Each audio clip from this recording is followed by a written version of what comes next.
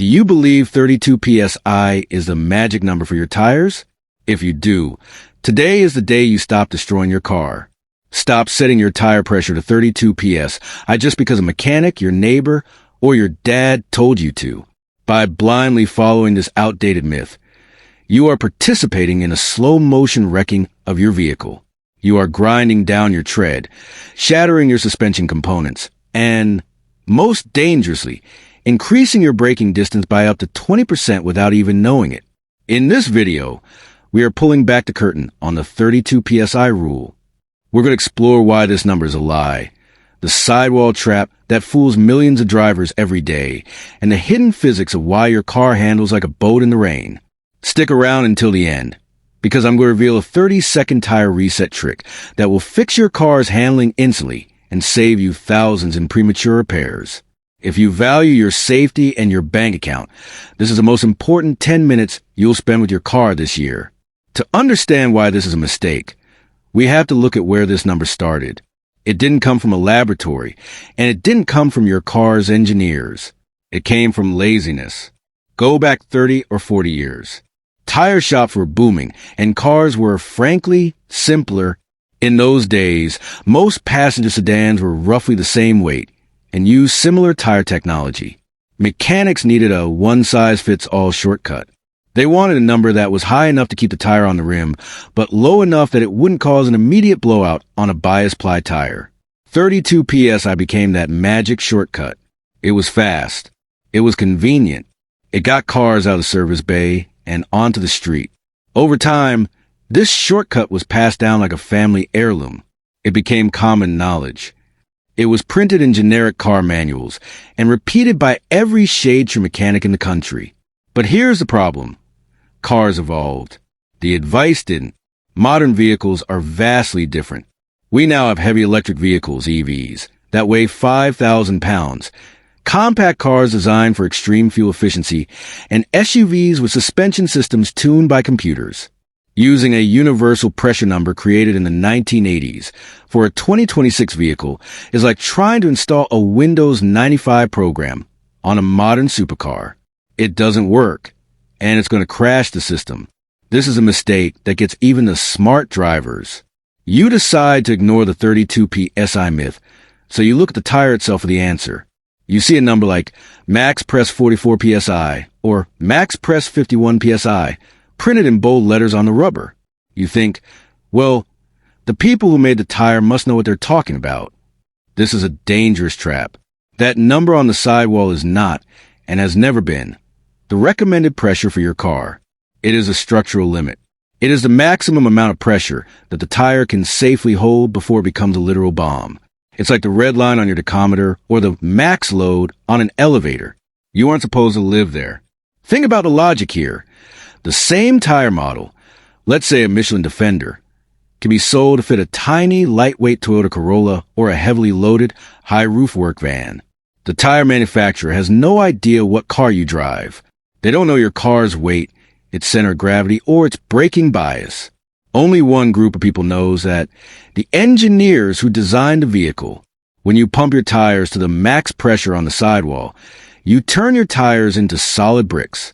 You lose the cushioning effect of the air, and suddenly every pebble, every crack, and every pothole send a violent shockwave through your rims and directly into your spine. Let's talk about what happens inside the tire when you choose the wrong pressure. A tire is not just a rubber balloon.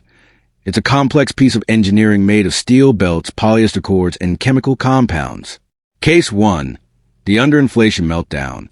If 32 PSI is too low for your specific vehicle, which it often is for modern SUVs and trucks, the tire becomes squishy. As you drive, the sidewalls flex excessively.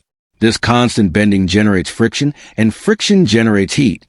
Inside an underinflated tire, the temperature can climb high enough to actually cook the rubber from the inside out.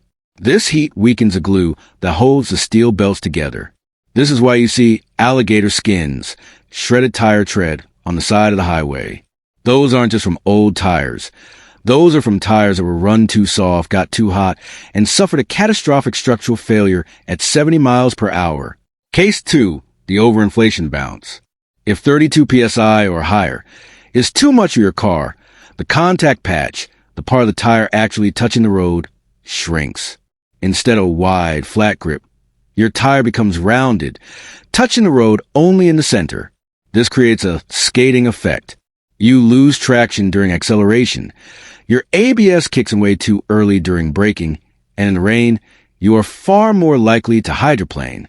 You're essentially driving on stilts. Most people think tire pressure only affects tires. That's wrong. Your tires are actually the first stage of your suspension. They are meant to absorb the high-frequency vibrations and small bumps of the road before that energy ever reaches your shocks and struts. When you run the wrong pressure, you are forcing your suspension to do a job it wasn't designed for. If the tires are too hard, that energy passes through the rubber and hammers your ball joints, bushings, and strut mounts. These rubber and metal components are designed to handle big bumps, not the constant chatter of a stiff tire. I've seen cars come into the shop with completely destroyed control arm bushings at only 40,000 miles. The owner blames the road quality. But the real culprit? They were running 40 PSI because the guy at the gas station said so. You might save a few dollars on gas with higher pressure, but you'll pay for it with a $2,500 suspension overhaul. Conversely, if the tire is too soft, your suspension has to fight to keep the car stable. This leads to cupping, where the tire bounces like a basketball as it rolls, creating a loud hum-hum noise that sounds like a bad wheel bearing. So, how do you find the actual number? You look for the tire placard. It's a small, usually white and red sticker located inside your driver's side door jamb. This sticker is a holy grail of tire care. It contains the exact specifications calculated by the people who built your car. On this sticker, you'll often see something that confuses people. The front and rear pressures are different. Why? Because your car isn't balanced 50-50. Most cars have a heavy engine and transmission sitting over the front wheels. To support that extra weight and ensure the car doesn't plow through corners, the engineers often specify a higher pressure for front.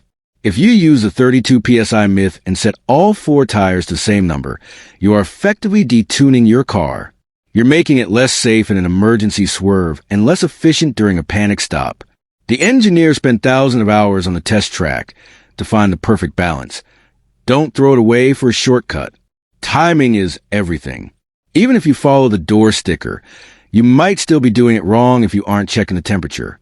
The numbers on that sticker are for cold pressure. In physics, heat makes molecules move faster and take up more space.